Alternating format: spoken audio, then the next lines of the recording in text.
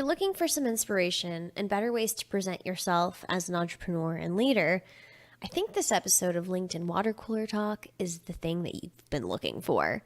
I got to interview and speak to someone who is amazing at just that. Snowden McFall is a business professional with over 30 years of experience as an entrepreneur.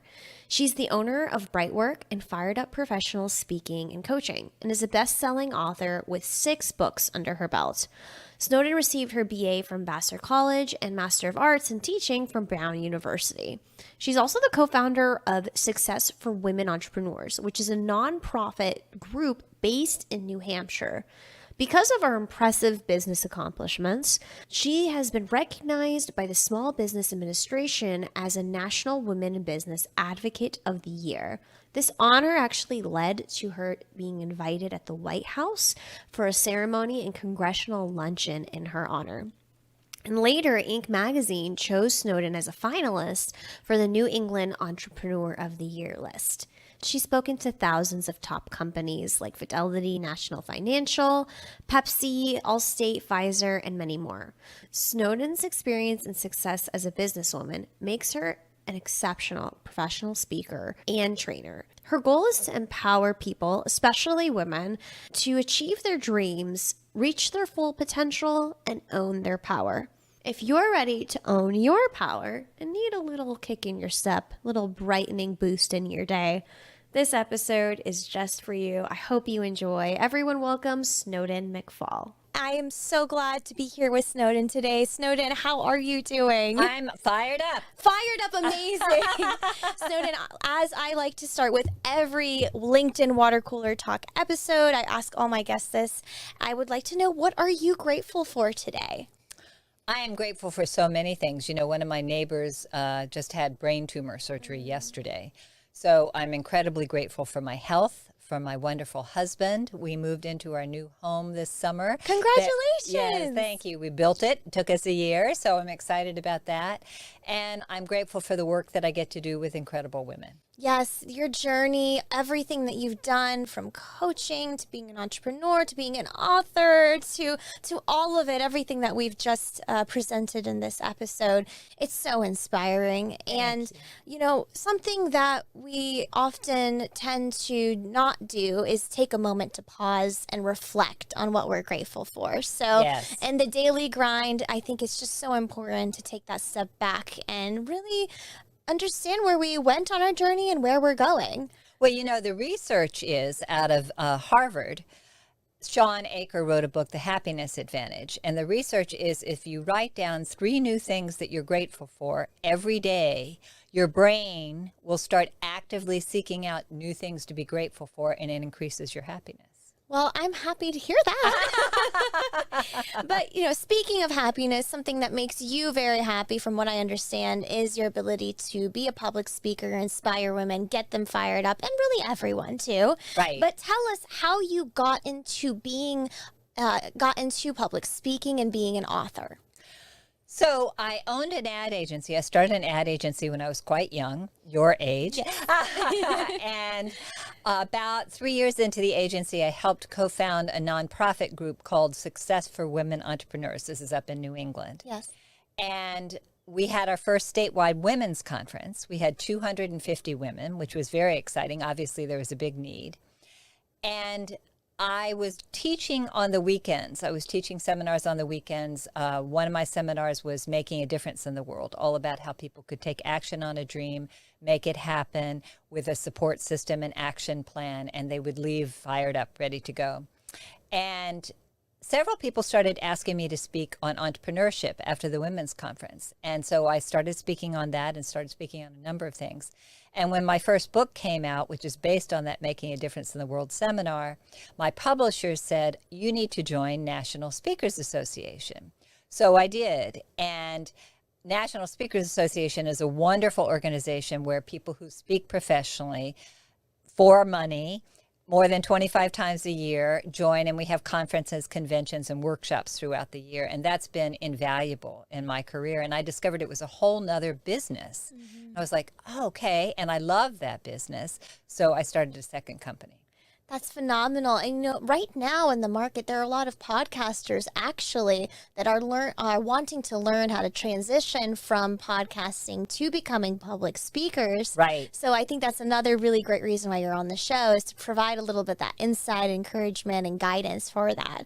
I mean, who do you think this is important for women especially, to be able to own their power, speak confidently, be on stage, convey their message and their thoughts? Like, tell us about that. Well, it's interesting. I speak to all different audiences, a lot Right. of corporations and companies and associations, but what I see most, and at this point in my career, I really have a deep-seated passion for women. Women, I believe, are the future of the planet. And yet women don't ask. 20% of women never negotiate a salary when they get a new job. And when they do, they ask for 30% less than men. And over 42% of women don't pay themselves any salary when they're entrepreneurs. And if they do, they pay themselves $17,000 less than men. Specifically $17,000 less. Less. Wow. And so women don't ask. And it's for example, when women are applying for jobs and you look at the job criteria that show up, men will look at the criteria and go, oh, I can do half of that. Sure, I'll put in my resume. Women will go through, and if there's one thing or two things they can't do, they say, oh, no, and they rule themselves out. So I've seen this pattern with women through the decades of speaking to them and different organizations, and the difference between men and women. And I really believe that when women own their power and they accept and embrace their unique gifts, their unique talents, and bring them forward when they speak and present. They speak up in boardrooms, when they speak up in meetings, when they have the ear of the CEO. It's so important for them to know who they are and to speak with confidence. So that's really my passion at this point. I'm also passionate about that because I find within the podcasting industry as well, there is a lower percentage of women podcast hosts, specifically in the B2B niche, business to business for podcasting. And I wonder if it's probably part of what you've just discussed, feeling like, well, I'm not quite qualified yet, or Right. or there's already people out there doing this. Like, what encouragement would you provide to those women listening that haven't taken that step? Well, I think that's a really good point. And I'm so happy, Rita, that you are doing the business sector, because I think it's very important. I think the first thing is get somebody to help you. I have a coach. I encourage people to get coaching, to get training, to go to courses. It's really important to learn that because we all make mistakes, and public speaking is one of those things that unfortunately people are terrified of. And it's unfortunate because it's something that once you start to learn more about, you can have a lot of fun with. Yeah. The best speakers are the people who are themselves, who share from the heart, who share what's really meaningful and are real. And when they make a mistake on stage, they laugh at themselves. I always teach my clients, just laugh. You have a couple of throwaway lines regularly that you can regularly say, like I just did. And you just say, easy for me to say, or it works so much better when I take my feet out of my mouth. So, you just have some things ready to go. But I think first thing is get some help. Right. And so you can overcome it. And what I find is a lot of women come to me, and if you're not speaking fully in your confidence and you're not owning your power, there's always something underneath it. I had a woman come to me who cried every time she got up to go to a networking event and had to speak. So the first thing we had to do is look at what was creating the tears, what was going on underneath that. And once we were able to figure that out and heal that, and then she could embrace her own gifts and talents because she has a wonderful business with great things to share with other people. Now she gets up, no problem. Yes. I think something else that you mentioned earlier, once we heal that, once we own that power, women do make exceptional leaders. Oh, well, their emotional intelligence makes them outstanding leaders because it's been shown through research, women will collaborate. They will compromise. When women make money, because that's one of the things I train women in is to make more money, they spend it on their children, they spend it on their communities, and they come together. And women are excellent leaders and managers because they take into account everybody. They listen and they're collaborative. Right. It's a nurturing environment. And when you Yes. create that environment that fosters growth, that fosters encouragement, community, those are Yes. things that take the business from just operating to thriving, really.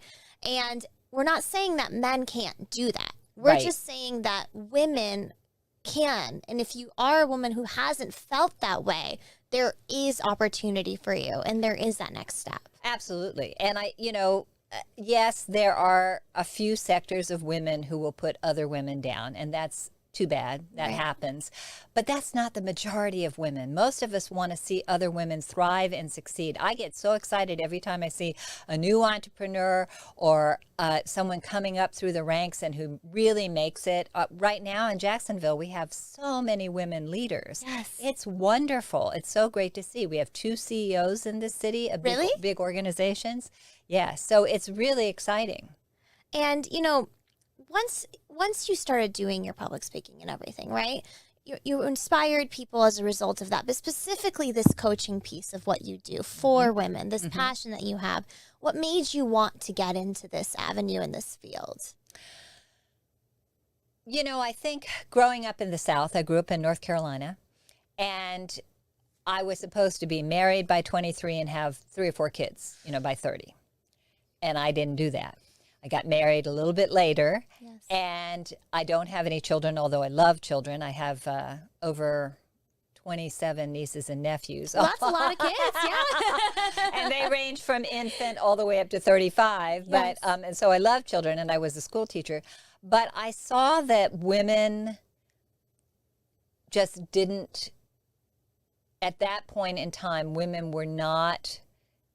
It was right at the, I was observing what was happening. You had Gloria Steinem, you had all of the women's liberation movement. Right. And there are some people who judge that as far too extreme. But if they didn't do the work they did, we wouldn't have the rights we have.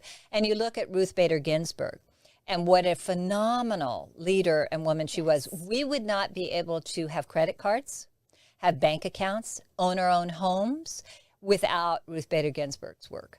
And so I wanted to help women because I saw so many great women who either through circumstance or situation were not able to go forward, were not able to put themselves out there, were not able to have that next level job when they should have, were not chosen for that next position. It's not that we can't, it's that we find we're not chosen. Right. And you have to get in the boardroom, somebody has to advocate for you to be there. And unfortunately, in today's world, it's usually a man. You need a male mentor to get you there. But as a woman, when you have other women cheering you on and showing you ways to do that and to work collaboratively, because I love men, I'm not anti-men, I love men, but we have to work together. Yes. And we have to advocate and support for each other. So that's really what drew me to this work. Right. The coaching isn't necessarily supposed to be you looking at a woman being like, those guys stink, you're No. better. It's not that at all. It's No. how do we bridge that communication, that gap to get everyone working together to be the partnership and the thriving business brand or, just person that you want to be. And I find that so inspiring because even me, like you said, I'm starting my own business. I have my business, Reignite Media. I am loving coaching podcast hosts through asking better questions, being more natural on camera for themselves within this niche.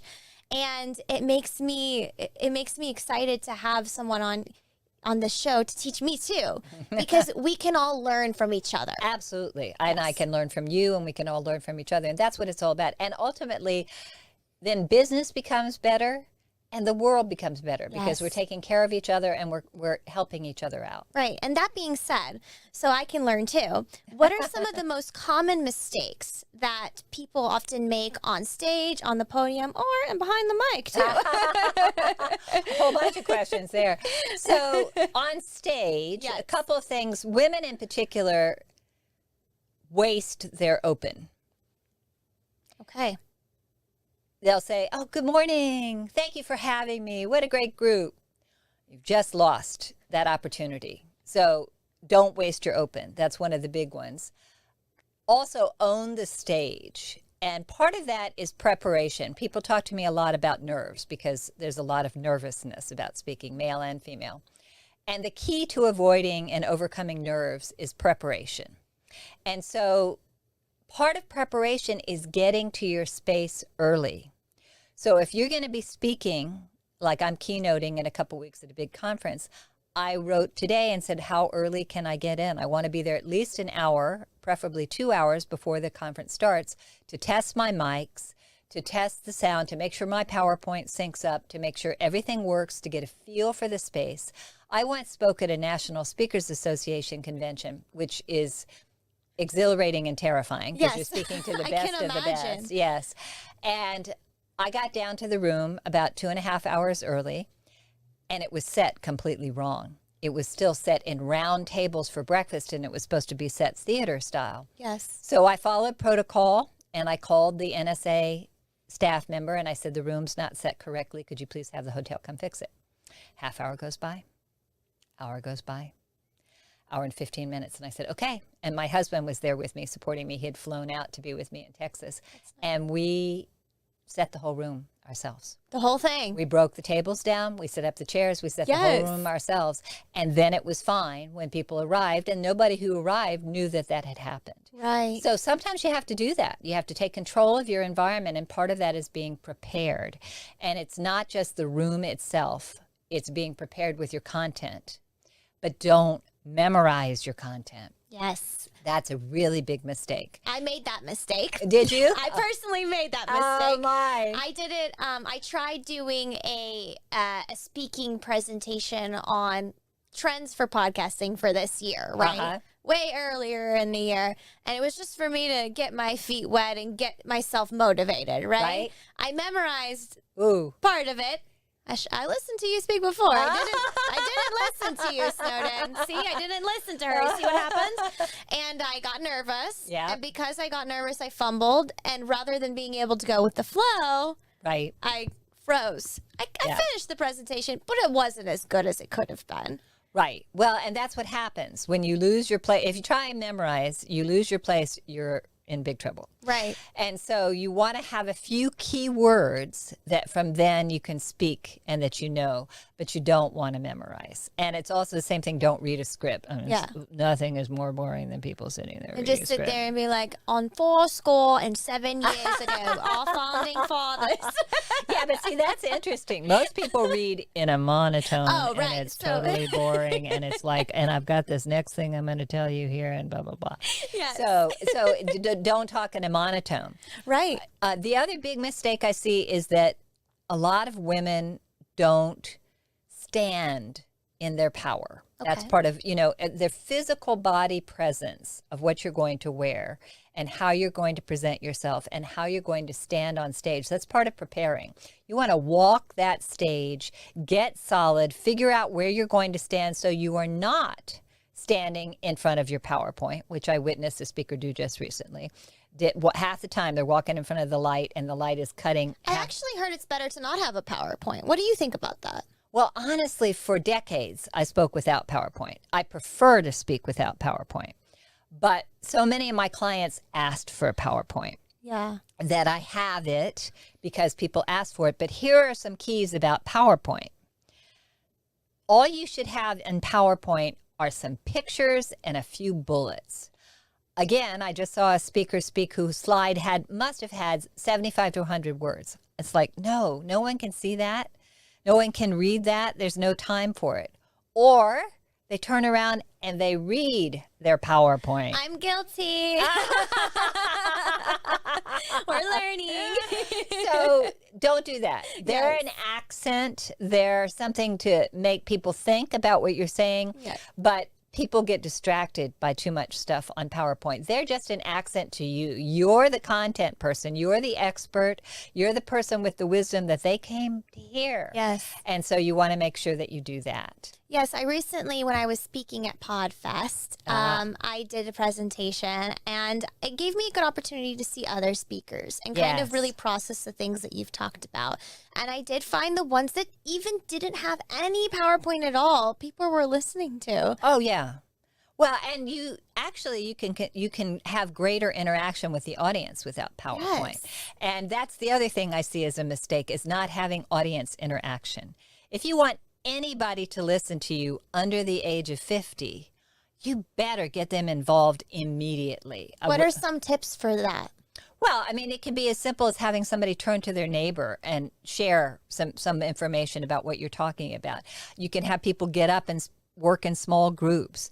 You can have people move around the room. You can do all different things. You can have people say, it's as simple as saying, how many of you, and have them raise their hand. I see that a lot in TED Talks, actually. Yeah. Well, it's really important because if you want people to listen, they have to be engaged. And the research is that adult learners want to be engaged with the information that they have. And one of the best things you can do is, towards the end of your talk, is have people turn to each other and say, what have you learned that you're going to use? And you can call on a few people in the audience and say, what have you learned that you're going to use? And it's also great feedback for how effective your presentation was too, right? Well, it gives you, hopefully they've learned something. Hopefully. If they haven't, you're in trouble. Yes. So, something else that makes me think of two pieces I took away from that. One is, how early can I get there? I never thought to ask that before going to a presentation or event or whatever.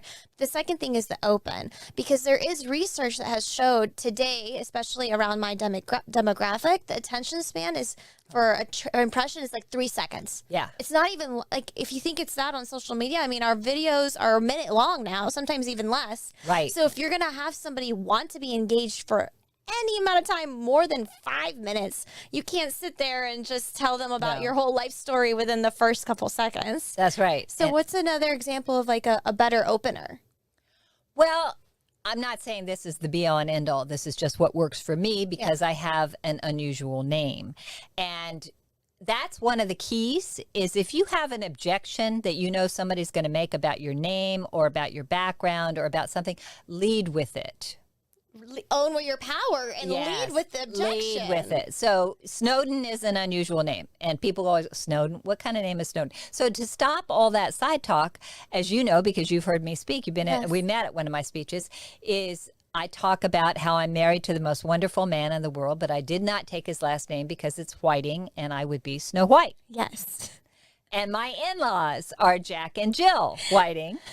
And I was raised by a woman named Cinderella, but have not had a fairy tale life. And that's all the truth. Cindy was the woman, the African-American woman who raised me when my mom was terminally ill. Yes. And I think owning your power in that way, addressing that, is probably a great way to handle nerves too. That's right. So what are some other ways for us to be able to handle our nerves when we're speaking? The first one is, as I said, preparation. So not only are you prepared with your space and where you're going to be speaking, but you're preparing your content. And you're thinking about these letters, WFIT. What's in it for them? What is in it for them? And it's not about you. Yes. I said that wrong, didn't I? What's in it? It's WIFT. But it's not about you. And that's the single most important thing, if I could say to everybody, your speeches are not about you. They're about your audience. So what can you do to have it be meaningful to your audience? So research your audience, research what's happening in their world. Always find out, if you're hired by a company, what's going on in the company right now. Something could have happened yesterday. I heard a horrible story of a speaker who came in and he was very jovial and funny, and they just lost a dear beloved member, and nobody had told him that one of their staff members had died. So you've got to be, and so if you found out that a staff member had died, the first thing you might do when you go in is, let's have a moment of silence to honor Bob Smith, and just demonstrate respect and also demonstrate your relevance. Yes. So find out what you can, as much as you can, about your audience, and prepare yourself mentally, physically, emotionally, spiritually. I happen to be a person of faith, and I always start inside before I go on stage. I always say a prayer to be a clear vessel for whatever God has for me to share with my audience, and that means get my ego out of the way and be there in service. And so whatever it works for you, whatever resonates for you, align with your purpose, align with your why before you go out on stage. This is such amazing information because it beautifully translates and transfers into podcasting too. Right. There are so many people that hop on a mic and they don't know what their why is. Right. They go on thinking, I'm going to talk about myself, my business.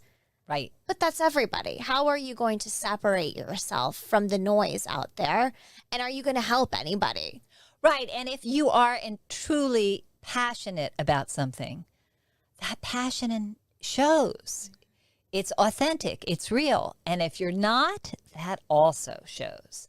And people can hear that. They can hear the fake, phony, they don't believe what they're saying. Yeah. And then the other piece is being in tune with the industry too, because what if we were having a conversation about this and something in world news was happening that like we didn't know about, and that can cause media scandals, that can cause conflict. Like there's so much with that. So all of that is so important to keep in mind, and it does help you feel more calm, your nerves at ease when you have prepared in those ways. That's right. It puts you, those are things. And you can breathe. Yeah. The other big thing is deep breaths. Yes, deep breaths. I'm a meditator, but before 3 deep breaths and really filling up your lower abdomen and letting it out. I needed that. Thank you. Yes, I think we all did. And so just breathing. Yes. And the other thing is when you get nervous on stage, just pause and smile. Your smile is one of the best ways to connect with other people. Here's the truth. The truth is your audience wants you to succeed. Nobody likes to see a speaker fail. We all cringe when it happens, right? So they're cheering for you. They want you to give them something. They're there because they want to learn from you 9 times out of 10, unless they've been forced to come. But they want you to give them something good. So they're ready and they're receptive. So if you know that, you go in. I didn't realize this. I had coached a woman, maybe 20 years ago. And it was before I was coaching on confident public speaking, but she was in sales and she was nervous and she had to do sales sometimes in front of a group. And she spoke not too long ago. I heard her speak, hadn't heard her speak in years. Yes. And she said, Snowden taught me to this. And I was like, I did? What did I teach her? And she said I taught her to have the audience, picture the audience cheering for her, that everybody was cheering for her and they were happy with what she had shared. And I completely forgotten about that. But it's a great image. Yes. Instead of worrying about people hating you or being upset with you, picture them cheering and thanking you for the information and the value that you've added. Yes. And that's another thing. Always add value. Always add value. How can you help? Always add value. It's that service mindset. Exactly.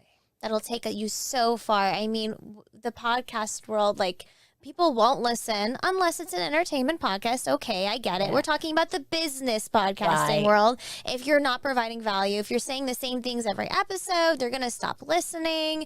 And to go a step further, they're going to stop listening if you sound the same too, right? That's right. So let's talk more about that vocal variety that I know that you're really great coaching about. How important is the vocal change, intonation when we're speaking? It's critical, and you just demonstrated that with what you were just talking about. Here's the secret. If you really want somebody to listen to you, and you've got a very, very important point, you go soft, not loud. Really? Yes, because you'll draw people in. But it will only work if you use vocal variety in your speaking. You cannot talk in a monotone all the time or people will tune you out.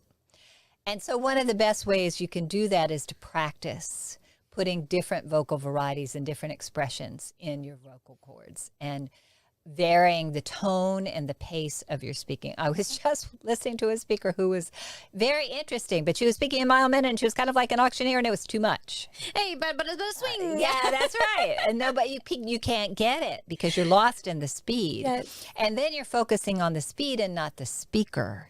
And so, can you imagine telling a fairy tale to a child and reading it like this so you're really bored?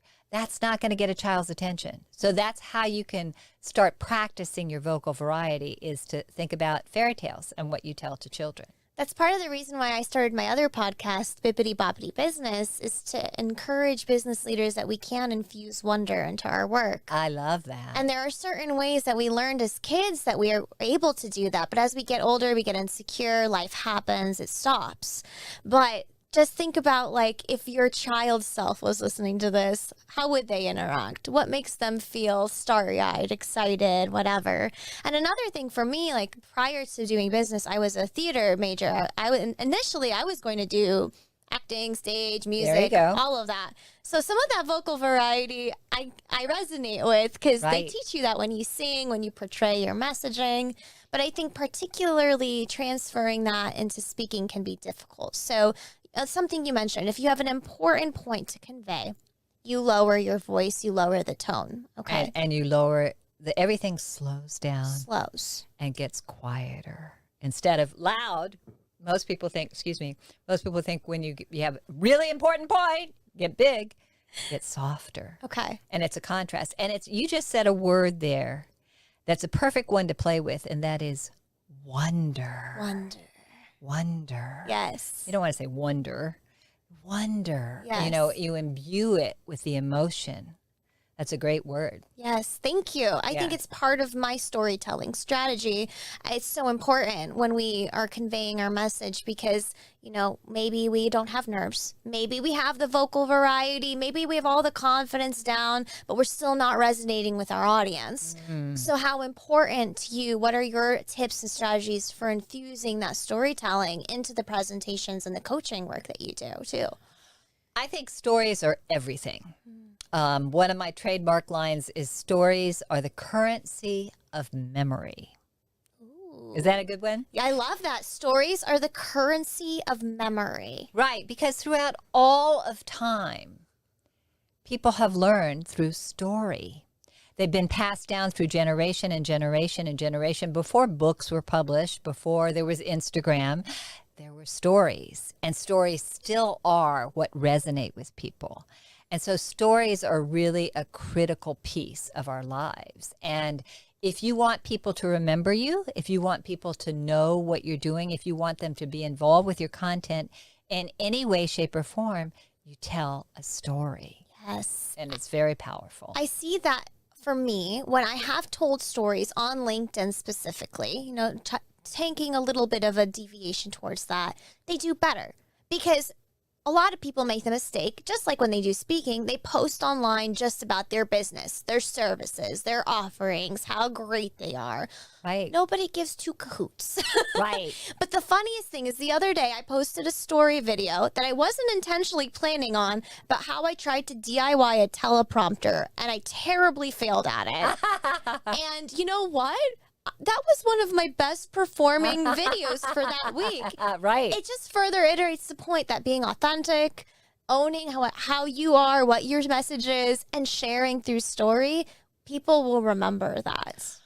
Absolutely. I mean, I think vulnerability, genuine vulnerability, I'm not talking about therapy sessions. Right. But I'm talking about being vulnerable and real. You were real about experience you had. I had an experience where I was speaking in New England, and I had the AV team there in the room. It was very important. It was government agency people and a lot of people. And unfortunately, every time a tractor trailer went by on the highway, the mic would go really loud and it would freak the audience out. Yeah. And I asked the AV guys to help and they couldn't do anything. So I finally had to just pull off my lavalier mic and just really project. But it was one of those frustrating experiences you have as a speaker, and those are things that happen. There will be that. I was speaking at the Sawgrass Marriott years ago. One thing about moving to Florida, we have hurricanes, obviously, and usually with hurricanes are tornadoes. So I was speaking at a convention at the Sawgrass Marriott, and we had to evacuate and go down to the basement because a tornado was coming our way. And you executed it in a basement? That's where you did the speech? No, I didn't. At that point in time, we just had everybody go downstairs. Now, here's the good news. The good news is that there was a trade show going on down there, and the trade show people loved it because we were all captive audience. But it's, things will happen as a speaker. Those are two stories I've just given you that illustrate what can happen that can go wrong. And how you deal with that and be prepared to deal with that and understand I can't control the weather. I can't control a hurricane coming through or a tornado. So we deal with it, and we all go down and we get safe, and then we come back up and we've had a good laugh Yes. if everything worked out okay. And so you just have to be aware of that. But stories are what people remember. I have a story I talk about volunteerism a lot because I believe in service work. It's been a very rich source of joy in my life, and I love giving back. And I encourage people when they're stressed to go volunteer, because as soon as you help someone who's less fortunate than you, you get out of yourself and you immediately relax and you appreciate the gifts you have in your life. And there's a great story of a woman in Texas whose name is Elf Louise. And Elf Louise was in college when her father passed away. And she was depressed, and she was watching Johnny Carson. So that's in the days before Jimmy Fallon, way back when, Johnny Carson. And Johnny was reading Dear Santa letters on the air, and she thought, gee, if I could just answer the wishes of a few children for Christmas. And she's in San Antonio, Texas. And so she first came across a big stumbling block, the U.S. Postal Service, because they would not give her any Dear Santa letters. But she kept going back and going back and going back.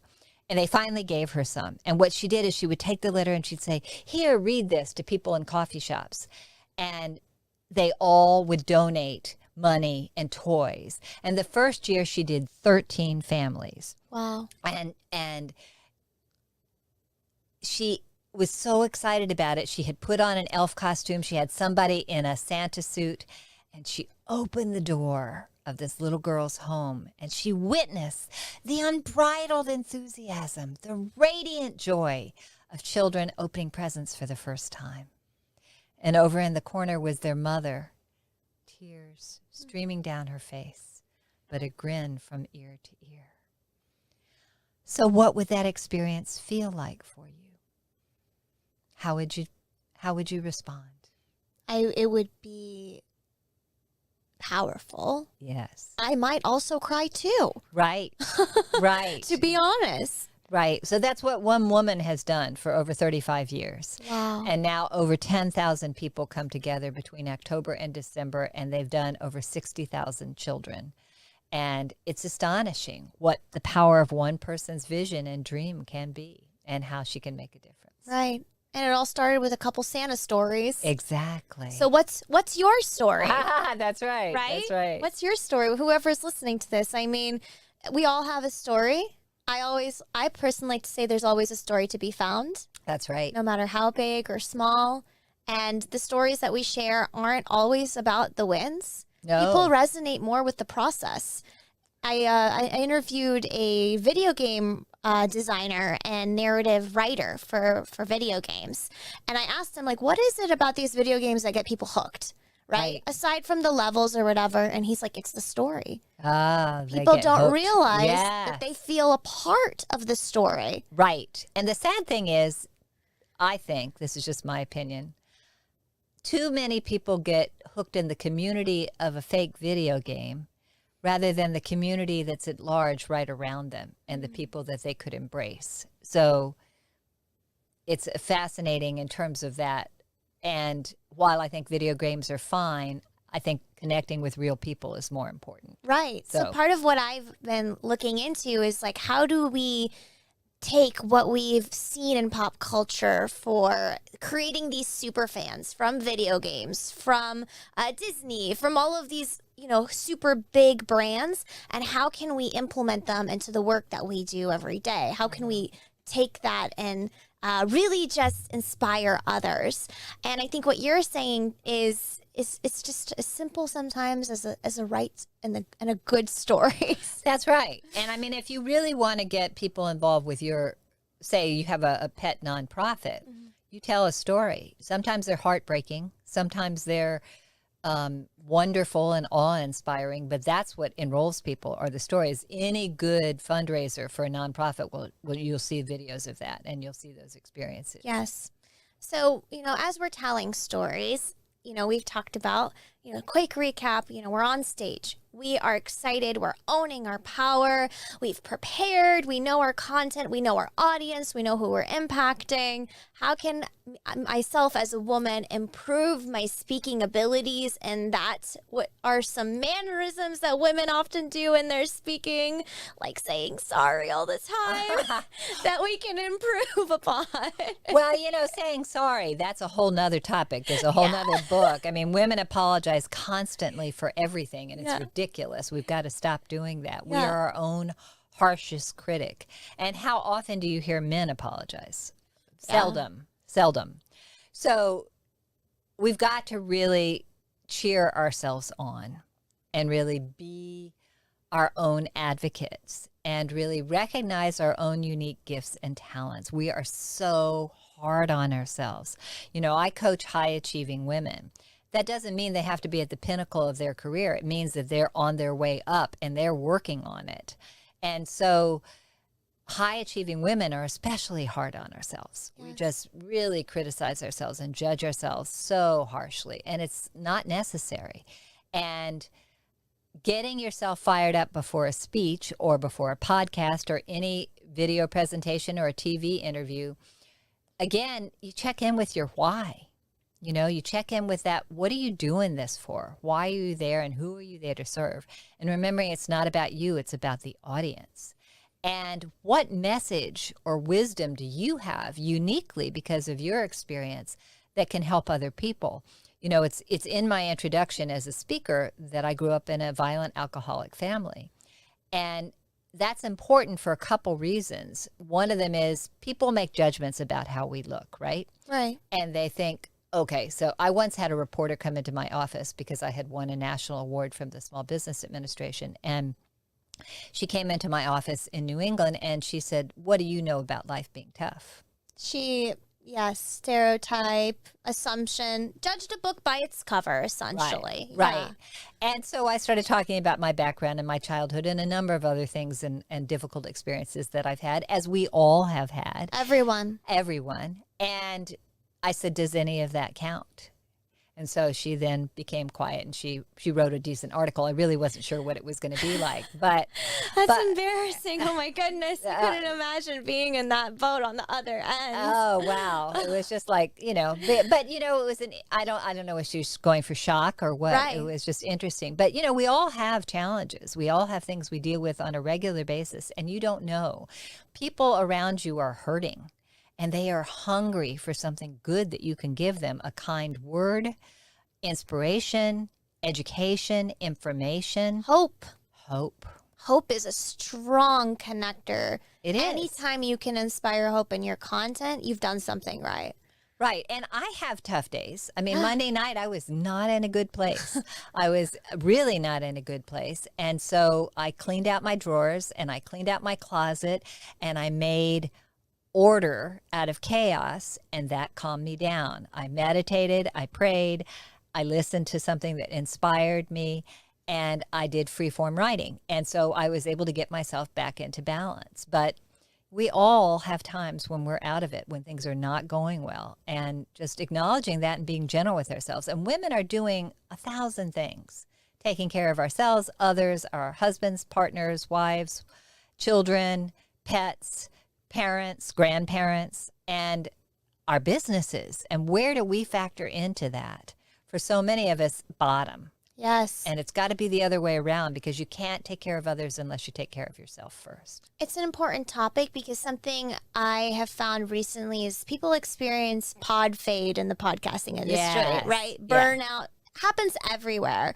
But I find that I can't create from an empty cup. Right. I had to force myself this last month to take a break, but I made myself feel bad about taking that break. Oh, that's not good. Yeah. It's not good. But thinking about it, no, we don't need to be doing that, right?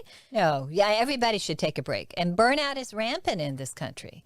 And right now, I think because the post-COVID world, people are spending way too much time working. Yes. And particularly remote workers. They're on their computer all the time. You've got to take care of yourself first. And it's so funny because you brought up something just now, remote working, can actually lead to significant burnout. Yes. It's part of the reason why I started this specific podcast too, is I wanted a virtual water cooler There where you go. I could connect with other people, because social connection, storytelling, a sense of community is something that we all need to help bring us out of ourselves, take us out of burnout. And, luckily the virtual sessions have led to me doing one in person with you now. There we go. That's right. So I'm so thankful that you joined me by my LinkedIn water cooler today, Snowden. Well, I appreciate it. It's been wonderful to be with you. It's been fantastic. Now, if you have been amazed with all the great things Snowden has had to say, there is more. So I heard there's a webinar that you're doing. That's right. That's right. Tell us more about it and what to expect from it. So it's called Own Your Power and Speak with Confidence, and it is for women, although I have had some men take it too. And it will have some of the tips like we've referenced here today, but in much greater depth. Right. And how to overcome nerves, how to really own your power and own your own unique gifts. There's a whole approach in terms of acknowledging yourself that I think is very important. So we're going to take a look at that. We're going to take a look at ways to build your confidence, because I think that's something everybody needs to work on. Yes. And to maintain that confidence. And so I've got a couple of tips and strategies. As you know, because you've been there, I'm a very practical speaker and presenter. So tons of tips and tools that people can apply to their lives immediately, no matter what they're doing. Yes, every time I speak to Snowden or I hear her speak, I'm immediately implementing something. So you're going to get the value you want out of it for sure. Thank you. I appreciate that. Listen, if anyone wants to connect with you or learn more about you, I know you have many books that I'm going to link in the comments in the Right. show notes.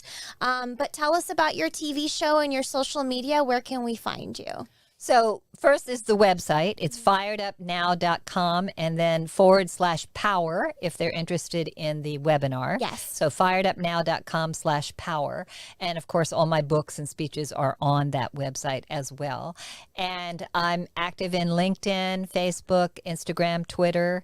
And what was the other question you asked me? I think that was basically That was it. And so, so you can find me in all those places. And I'm continually posting. I've been doing a lot of reels lately, as you know. And I love interacting with people and helping people however I can. Absolutely. Snowden, this has been an absolute pleasure. Thank you so much for being on LinkedIn Water Cooler Talk. As we wrap up, I'm going to ask you a question that I ask everyone. From this conversation, what has inspired you and what are you looking forward to as you move into the next week? I'm inspired to see you in action. You know, you were at one of my speeches, I don't know, a couple of years ago. Yeah. And at the time we spoke, we had a conversation and I did a little coaching with you and we talked about your dreams. And I encouraged you to start your own business and have your own podcast, and you're doing that. So that's inspiring me. I always love to see that. I love to see other people thrive and succeed. So I'm thrilled for you for that. Thank you, Snowden. And what I'm looking forward to in the next week, there's a number of things. I've got the webinar coming up. Yes. I've got an entrepreneurship conference that I'm speaking at the Link on November 18th. I'm the keynote speaker there. And just to keep living and enjoying ma'am. life. Yes, connecting with other people, learning from other people. Keep being grateful every day for it. Absolutely. Fantastic. Well, this has been LinkedIn Water Cooler Talk. If you like what you heard today, check us out on Spotify and on my personal LinkedIn, Rita Risha. And if you want to learn how to take your podcasting tips and skills to the next level, keep following me on my page and we'll be happy to help you. My company is called Reignite Media. We work with you to help make your content dreams come true. So thank you so much, Snowden. Thank you, Rita. Have a great day. You too. Bye.